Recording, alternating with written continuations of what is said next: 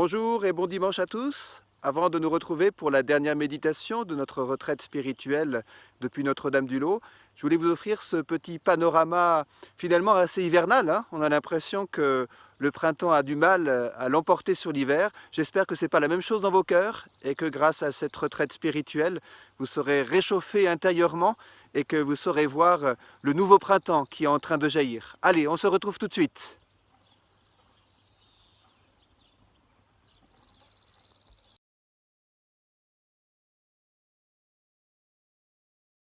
Ce dimanche, permettez-moi de commencer cette méditation par une parole du prophète Néhémie, une promesse du Seigneur. C'est nous est offert au laude du dimanche en ce temps de carême. Néhémie chapitre 8, les versets 9 à 10. Ce jour est consacré au Seigneur votre Dieu. Ne prenez pas le deuil, ne pleurez pas, car ce jour est consacré à notre Dieu. Ne vous affligez pas. La joie du Seigneur est votre rempart. Je vous invite à vraiment vous laisser rejoindre par cette promesse. La joie du Seigneur est notre rempart. À travers toutes les inquiétudes, les deuils peut-être que vous traversez, accueillez ce réconfort du Seigneur, sa joie comme un rempart. Alors je vous propose d'entrer dans cette dernière méditation de notre retraite de mi-carême en laissant nos cœurs se dilater par la louange pour accueillir la joie du Seigneur comme notre rempart. Au nom du Père, du Fils et du Saint-Esprit. Amen. Bénissez Dieu, vous serviteurs de Dieu, vous tous qui demeurez dans la maison de Dieu. Levez les mains vers le Dieu trois fois saint, proclamez qu'il est grand, que son nom est puissant. Ô Seigneur, en ce dimanche, jour de la vie, jour de la résurrection, te prions de dilater nos cœurs pour qu'ils chantent tes louanges et qu'ils reconnaissent ta présence, ta vie qui est à l'œuvre en nous. Au nom du Père, du Fils et du Saint-Esprit. Amen. Voilà, dans la continuité de la précédente méditation sur la Vierge Marie accompagnant les enfantements de nos vies pour un chemin de sainteté, je vous propose pour cette dernière méditation de discerner comment la manière de vivre, de gérer, d'habiter notre temps est le premier lieu de notre sanctification. La sanctification de notre temps. Attention, je ne vais pas vous faire un atelier de gestion du temps, hein. Il y a d'autres cadres qu'une retraite pour cela. Je vous propose seulement de déposer votre temps dans les mains du Seigneur. Pour garder la paix dans ce que nous vivons actuellement, il me semble qu'il ne s'agit certainement pas de compter le nombre de jours de confinement. Ça y est, on en est à tant de jours, et de se dire combien il en reste, et est-ce qu'il y en aura davantage. Et on ne peut pas trouver la paix. On peut uniquement trouver la paix dans l'accueil du moment présent. La sanctification de notre vie est seulement dans l'accueil du moment présent et dans son ouverture à l'éternité.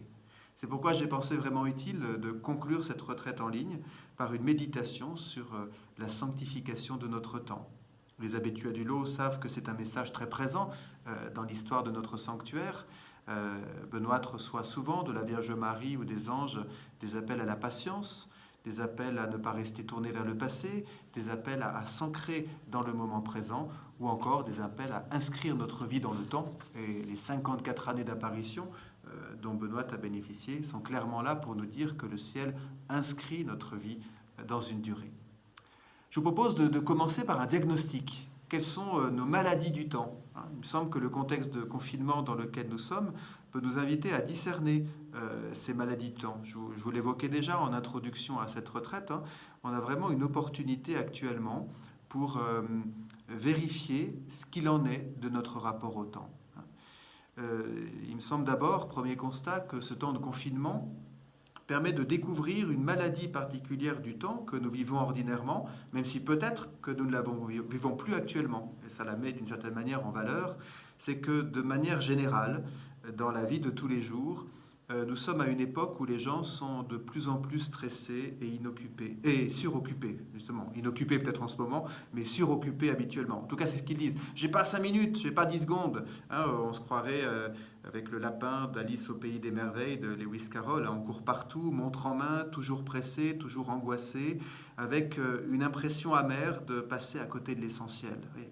Ne jamais avoir le temps pour ce qu'on voudrait faire, ne pas être disponible aux autres, courir partout, avec l'impression d'avoir papillonné et d'être passé à côté de l'essentiel de notre être. Voyez.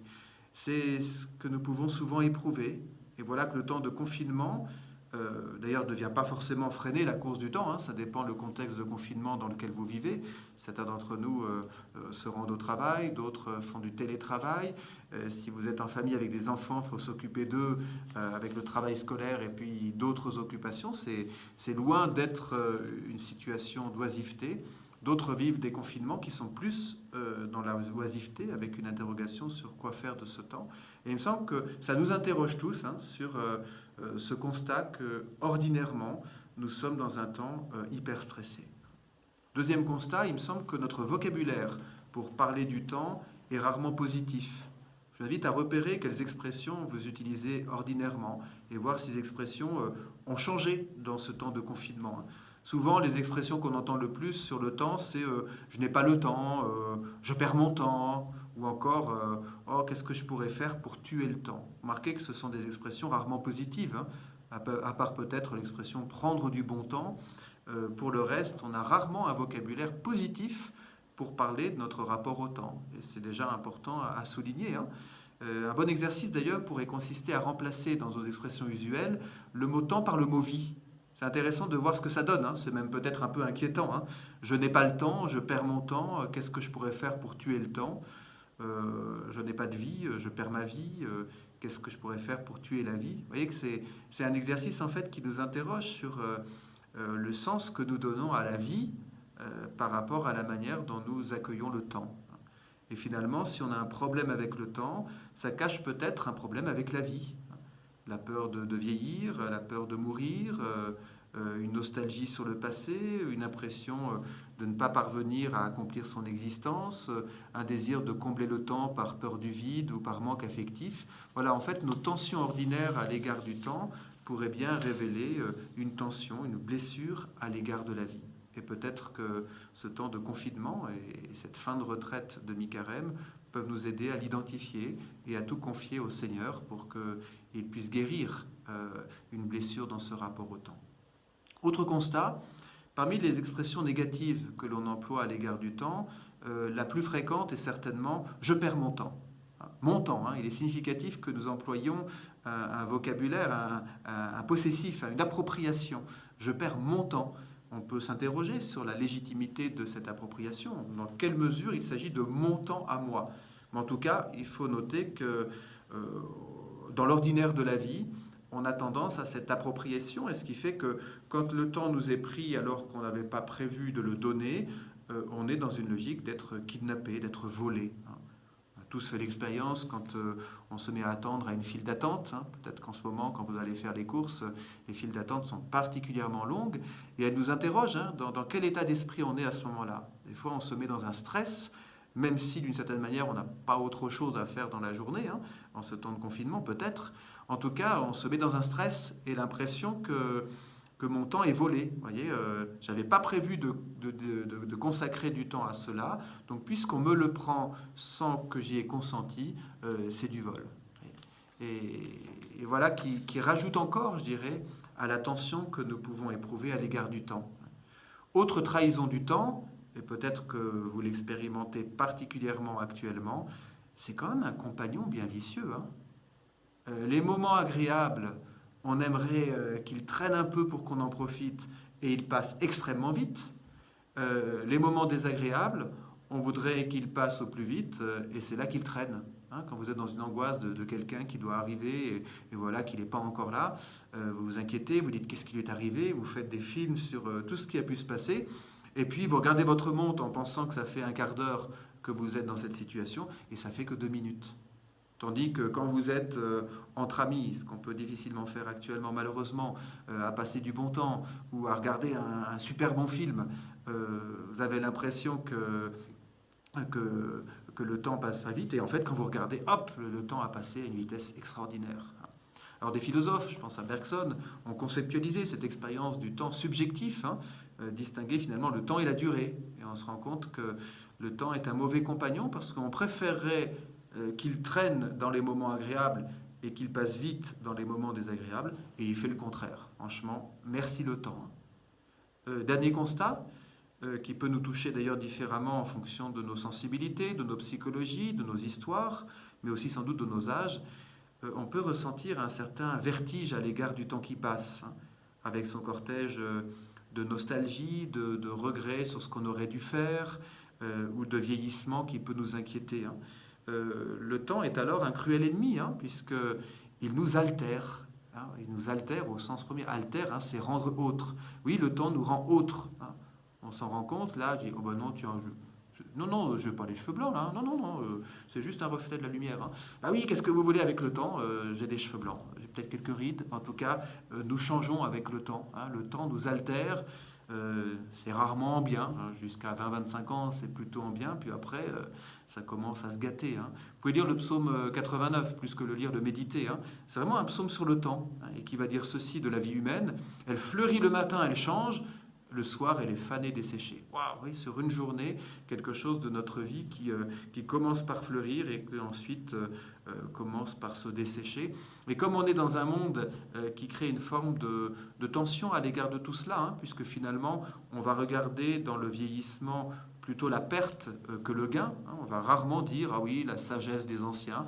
On va dire, tiens, les anciens ridés. Hein. Vous voyez, on n'est pas tellement dans une époque qui met en valeur les personnes âgées dans tout ce qu'elles peuvent nous apporter. Peut-être que d'ailleurs ça pourrait être une intention, hein, que nous pouvons avoir, d'abord en pensant en ce moment aux personnes âgées qui sont parmi les plus isolées, et en se disant ensuite, tiens, quand le confinement sera terminé, je crois que je ne pourrai plus me cacher derrière le j'ai pas le temps pour aller voir ma grand-mère ou ma grande-tante en EHPAD, et je pourrais me dire, tiens, je vais aller la voir et être attentif à ce qu'il ou elle peut m'apporter.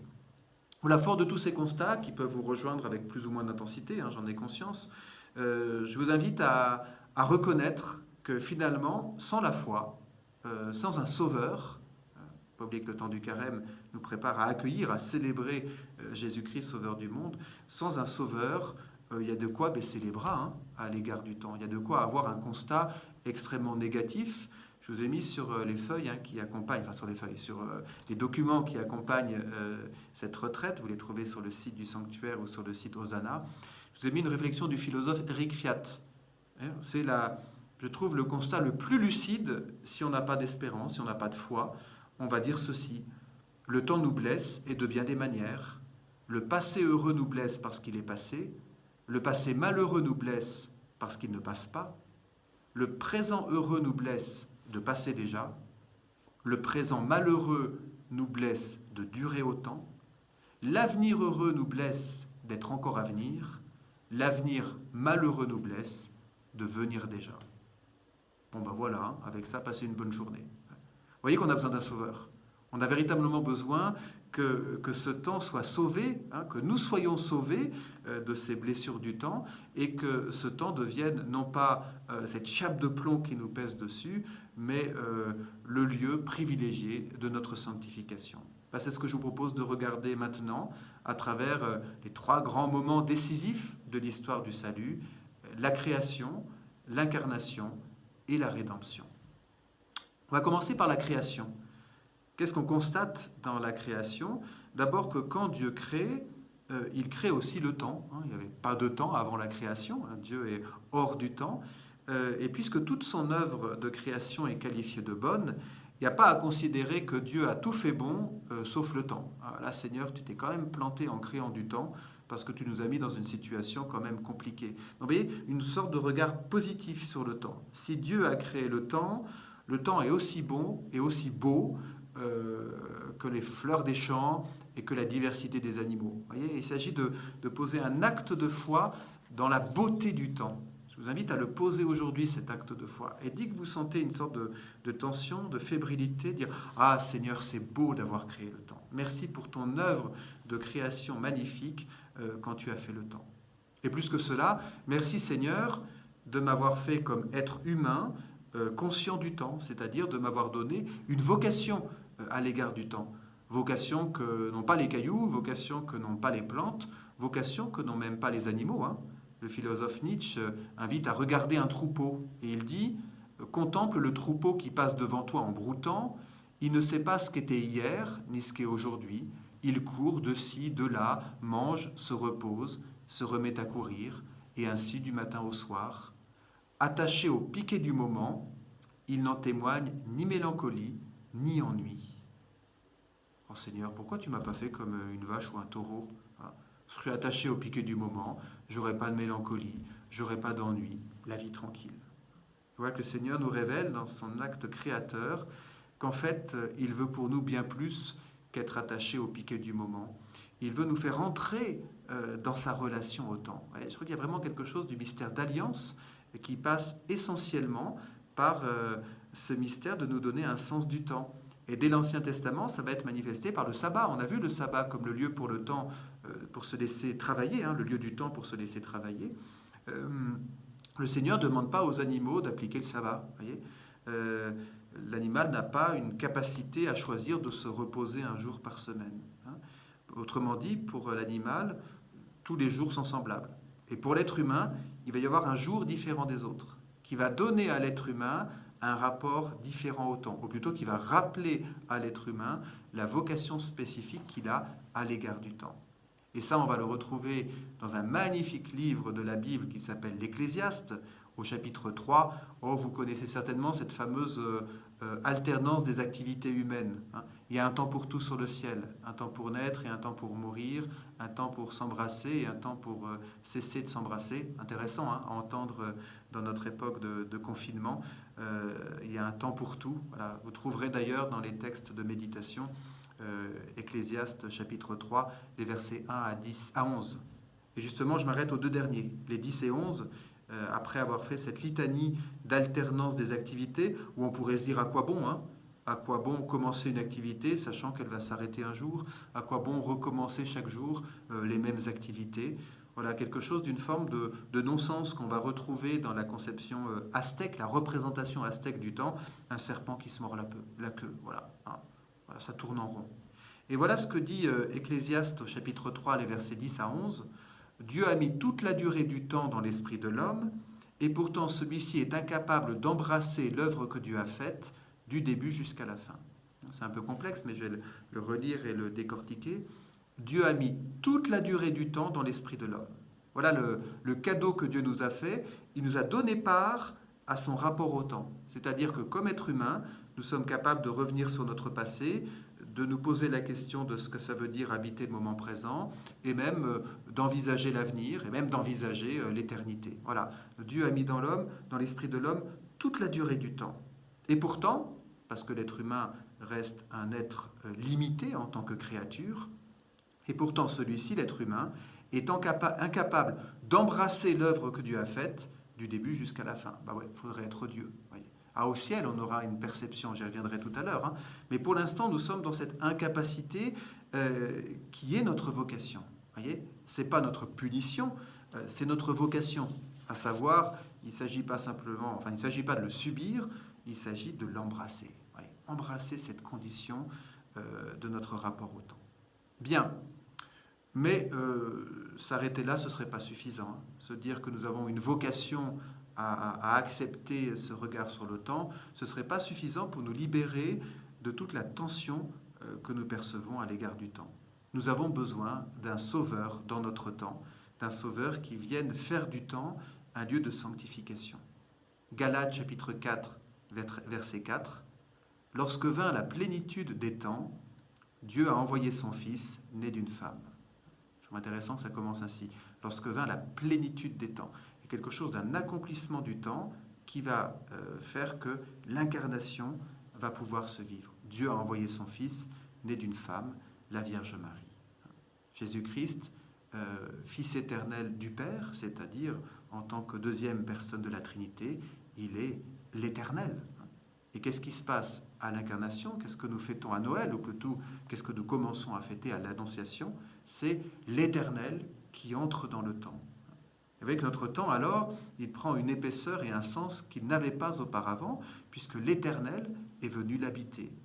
Et notre accueil des commencements ne s'attache alors plus désormais à l'origine du monde, à un Big Bang, un début, remontant le fil des générations. Non, il y a un nouveau rapport au temps. Je dirais qu'on a un nouveau fondement au temps, c'est la personne de Jésus-Christ.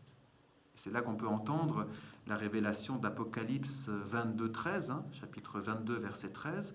Jésus qui dit « Je suis l'alpha et l'oméga, le premier et le dernier, le commencement et la fin. » Donc le Fils de Dieu n'est pas simplement maître du temps, il est sens du temps, il est centre du temps, il est nouveau fondement de notre rapport au temps.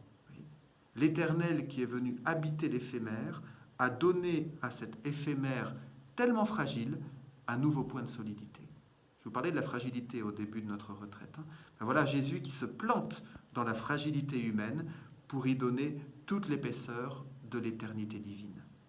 Et vous trouverez dans les textes de méditation ce magnifique commentaire de l'épître de Saint Jean, la première épître de Saint Jean, de Saint Augustin, qui dit ceci, je vous invite vraiment à le faire vôtre: le fleuve des choses temporelles nous entraîne, mais comme un arbre au bord du fleuve est né notre Seigneur Jésus-Christ. Il a voulu en quelque sorte se planter au bord du fleuve des choses temporelles. Tu es emporté par le courant, tiens-toi à l'arbre. L'amour du monde te roule dans son tourbillon, tiens-toi au Christ. Voyez, le Christ vraiment référence. Là où on peut s'accrocher, c'est du solide parce qu'il est l'Éternel. Dans tout ce qui est fragile dans notre temps, nous nous accrochons à celui qui est fixe parce qu'il est l'Éternel. Ça, c'est le mystère de l'incarnation, le mystère de Noël. Mais ce mystère se prolonge. Si l'incarnation du Verbe est l'entrée de l'éternité dans le temps, sa passion et sa résurrection, le terme de notre chemin de carême, c'est l'entrée de notre temps présent dans l'éternité. L'Éternel est entré dans le temps, et voilà qu'à Pâques, c'est le temps qui déjà entre dans l'éternité. Je vous ai déjà parlé de l'Épître aux Colossiens au chapitre 3, la deuxième lecture du jour de Pâques. Vous êtes ressuscités avec le Christ. C'est intéressant que saint Paul n'en fasse pas un avenir pour après, mais une réalité présente à vivre. Vous êtes ressuscités avec le Christ, c'est fait, c'est maintenant, c'est ce présent-là que nous vivons désormais. Et donc c'est dans ce présent-là que nous sommes appelés à habiter, à accueillir l'éternité qui est présente. Et finalement, la sainteté, c'est cela, c'est accueillir l'éternité qui est présente dans le quotidien. Depuis Pâques, on peut parler, selon une expression du père Jean Mouroux, qui est un grand théologien du temps. Il écrit ceci: chaque instant, dit-il, est un présent spirituel, c'est-à-dire un présent d'espérance, non seulement parce qu'il est tendu vers son accomplissement supratemporel, c'est la vie éternelle qui nous attend pour après, mais encore parce qu'il est à chaque instant sauvé de la menace de la mort. Voyez, notre temps est sauvé de la menace de la mort parce que dans le Christ Jésus, le présent est déjà dans l'éternité. Et donc notre vie n'est plus désormais une quête vaine pour atténuer l'inexorable fuite du temps, pour reprendre une expression de Karl Jaspers. Par le Christ est ouverte la possibilité pour l'existence humaine d'accomplir et de vivre dans l'instant la fusion du temps et de l'éternité. Ouais. C'est compliqué, mais je vous invite à accueillir ce mystère. Nous pouvons vivre dans l'instant présent, la fusion du temps et de l'éternité. Et il me semble que la sainteté, c'est cette disponibilité à accueillir dans l'instant présent la fusion de l'instant et de l'éternité. Ou pour parler en termes grecs, je pense que ça peut être opportun d'en profiter pour faire référence à cette distinction qu'on trouve dans le grec, qu'on n'a pas en français, du mot temps. On a le chronos et le kairos. Alors, chronos, c'est assez facile pour nous, on entend chronomètre, on entend le temps qui est mesuré. Et puis, il y a kairos. Alors, en grec, le kairos, c'est le bon moment, c'est le temps favorable. Voyez ? Donc, une distinction entre la mesure du temps et puis le moment favorable, le moment à saisir. Voyez, dans la conception grecque, le dieu Kairos, il a une touffe de cheveux, et puis quand il passe, il faut qu'on l'attrape. Voyez, il faut attraper sa touffe de cheveux quand il passe, sinon c'est trop tard. Un peu comme dans les manèges de notre enfance où il fallait attraper le pompon pour un tour gratuit. Voyez. Et donc si on saisit le bon moment, ça y est, ça marche. Si on ne l'a pas saisi, tant pis pour nous. Voyez. Et voilà que dans le Christ, par le mystère de la rédemption, par le mystère du présent qui est déjà dans l'éternité, eh bien, tout chronos, tout moment de notre temps, devient un potentiel kairos, un moment favorable. Et tout l'enjeu d'une vie chrétienne et tout l'enjeu du chemin de sainteté, c'est de ne pas invalider les moments présents qui nous dérangent, mais de les vivre toujours comme des kairos, comme des occasions favorables. Sans doute que c'est plus difficile quand on traverse une maladie, quand on traverse un deuil. Mais justement, c'est là où notre acte de foi va être absolument formidable, de se dire, c'est pas qu'un chronos est vivement qu'il passe, c'est potentiellement un kairos. C'est-à-dire qu'il y a quelque chose de favorable, quelque chose de fécond à pouvoir vivre dans ce moment présent.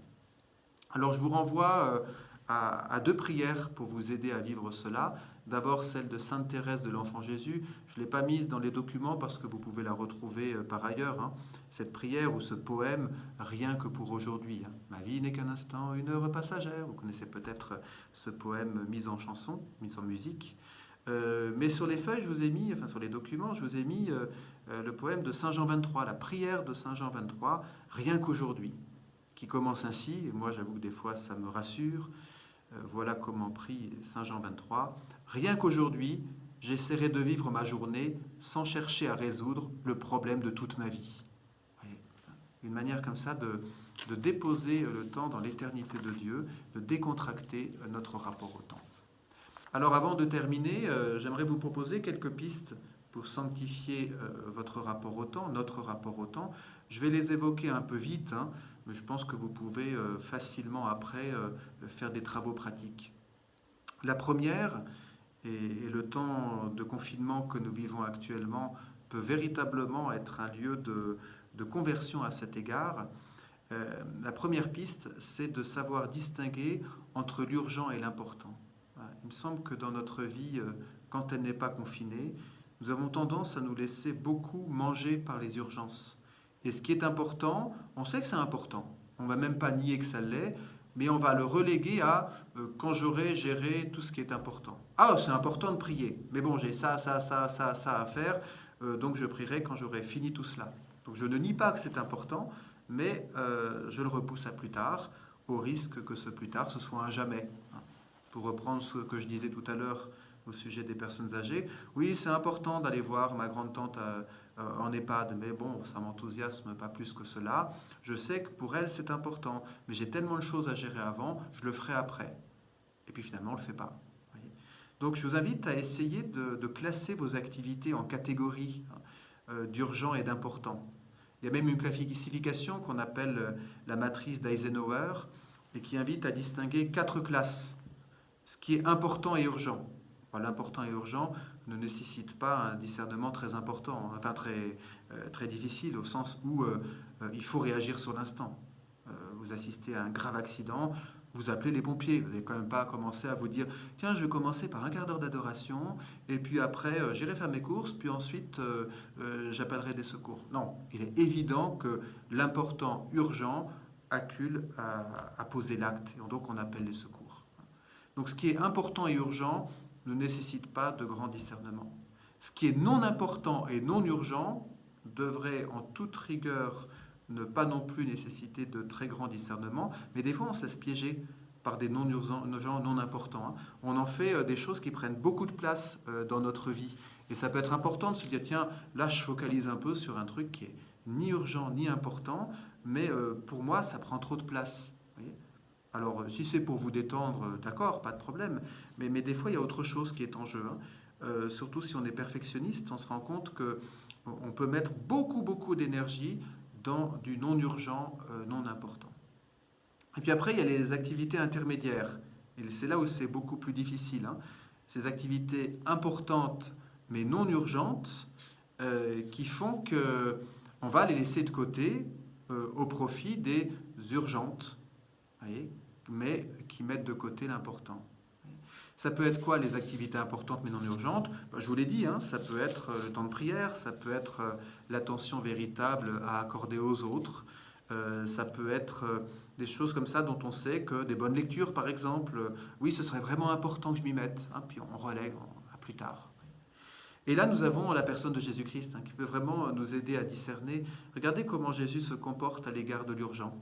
D'abord, il commence par 30 ans de vie ordinaire à Nazareth. C'est quand même intéressant de voir que pour nous sauver, le Fils éternel de Dieu qui a pris chair, pour nous sauver, commence par vivre 30 ans, entre guillemets, d'inutilité. En tout cas, il aurait pu commencer plutôt à parler. Ça aurait permis qu'on ait davantage de paroles de notre Seigneur. Il aurait pu guérir et ressusciter beaucoup plus abondamment. Mais non, il a passé 30 ans d'une vie ordinaire avant 3 ans de ministère public. Il était donc important que Jésus vive cet ordinaire. Il n'a pas laissé l'urgence d'annoncer la bonne nouvelle l'emporter sur l'important de ces 30 ans de vie cachée. Donc c'est quand même intéressant à entendre. Et après de voir que quand il part dans son ministère, là il y a une forme d'urgence. Marc chapitre 1 verset 15, « Les temps sont accomplis, le règne de Dieu est tout proche, convertissez-vous et croyez à la bonne nouvelle. » Et chez saint Marc, on aura 42 aussitôt. Voilà, pour dire qu'il y a une forme d'urgence dans laquelle Jésus nous invite à rentrer, pour dire, voilà, là il y a quelque chose qu'il ne faut pas déléguer à plus tard, c'est l'urgence de la conversion, c'est l'urgence d'accueillir la bonne nouvelle. Remarquez que c'est une urgence dans laquelle Jésus ne laisse jamais de côté l'important de la rencontre interpersonnelle. Et si Jésus parle d'une urgence de conversion, il va prendre du temps avec la Samaritaine, avec Zachée, avec tant d'autres. Il va prendre du temps. Et en même temps, il sait des fois ne pas perdre son temps. On peut penser aux marchands du temple. Là, il ne commence pas par dire, allez, on va faire une commission pour savoir si il faut avoir 1 mètre de distance pour mettre les étalages des marchands du temple. Non, là, Jésus, il y va directement, il passe à l'action. Ou bien devant les pharisiens endurcis, Luc chapitre 4, verset 30, passant au milieu d'eux, il alla son chemin. Et Jésus ne se dit pas, allez, je vais commencer à essayer de discuter. Là, devant des cœurs fermés, Jésus voit que ce n'est pas possible de discuter, donc il va son chemin. Et donc il sait ne pas perdre son temps, notre Seigneur Jésus. Donc je vous invite à accueillir cette piste de discernement de l'urgent et de l'important. Il peut se décliner, j'évoque très rapidement, en une méfiance à l'égard de l'activisme. Savoir des fois dire non, c'est important. Des fois on se laisse prendre au piège, peut-être de la gratification du oui.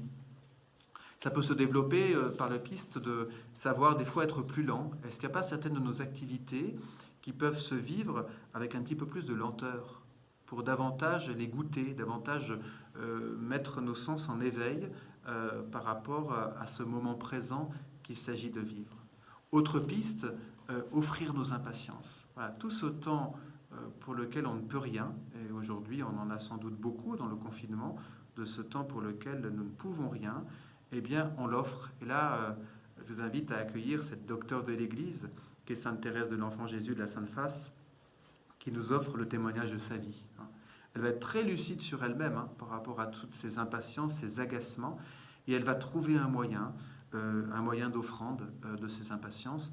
Vous en trouverez le texte dans les documents, la façon dont elle a réussi à transformer ses agacements et impatiences en action de grâce. En conclusion, permettez-moi de vous dire, à conclusion de cette méditation, puis de toute notre semaine, d'abord de vous remercier de l'avoir suivi, de vous dire, de vous appeler à un double acte de foi. Le premier acte de foi, c'est que nous avons toujours le temps pour accomplir ce que Dieu attend de nous. Il serait très pervers, ce Dieu qui nous dirait « Je veux que tu fasses ça, ça, ça, ça, mais je te donne que la moitié du temps pour le faire. » Voyez ? Le Seigneur nous donne toujours le temps qu'il faut pour ce qu'il attend de nous. Et d'ailleurs, dans notre prière du Notre Père, nous disons « Donne-nous aujourd'hui notre pain de ce jour ». Autrement dit, nous nous rendons disponibles à ce que Dieu va donner pour la part du jour, dans la conviction de foi que cette part, c'est la part qu'il faut. Voyez ? Et peut-être que pour ne pas rentrer dans une tension à l'égard de cette période de confinement qui est la nôtre, peut-être que cette parole du Notre Père peut davantage nous habiter. Donne-nous aujourd'hui notre pain de ce jour. Seigneur, je ne te parle pas des jours de confinement qui suivent. Ils sont dans ta main. Je te demande pour l'instant la part du jour. Voyez, je prends la part de confinement du jour. C'est le premier acte de foi que je vous invite à poser. Le deuxième, c'est la conviction que le moment présent a toujours quelque chose à apporter. Bien sûr qu'il y a des moments présents plus pénibles à vivre, et peut-être que celui que vous vivez actuellement l'est particulièrement, mais de se dire que la clé d'une vie féconde n'est pas dans le fait d'invalider ce que nous vivons au présent. J'ai trouvé ça, des paroles d'une femme, d'une mère de famille, France Pastorelli, c'était il y a longtemps, c'était en 1933, mais elle discerne en fait, à travers la grave maladie qu'il a atteint, elle discerne le comportement qu'elle a eu initialement et puis ce qu'elle a découvert dans sa relation avec le Seigneur. Elle dit ceci: « J'étais tombée dans cette erreur courante à tant de nous de croire que lorsque la maladie s'installe, la vie est forcément bloquée, comme une horloge qu'on ne remonte plus. Je ne savais pas encore que la vie pouvait prendre toutes les formes, y compris celle de la maladie, et que vivre, ce n'est pas attendre, c'est faire rendre le maximum à l'heure présente. Je vous invite à accueillir le temps de confinement, quelle que soit la durée qu'il reste, à accueillir le temps de confinement dans cet acte de foi. Vivre, ce n'est pas attendre, c'est faire rendre le maximum à l'heure présente. Il me semble que c'est essentiellement ainsi que nous pouvons sanctifier chaque instant du présent, que nous pouvons nous laisser sanctifier par le seul Saint dans chaque instant du présent. Gloire au Père et au Fils et au Saint-Esprit, comme il était au commencement, maintenant et toujours, et dans les siècles des siècles. Amen. Au nom du Père, du Fils et du Saint-Esprit. Amen. Je vous remercie de tout cœur d'avoir participé à cette retraite. Je souhaite vraiment qu'elle se prolonge dans le quotidien de votre vie, dans chaque instant, pour y faire rendre le maximum. Au revoir à tous.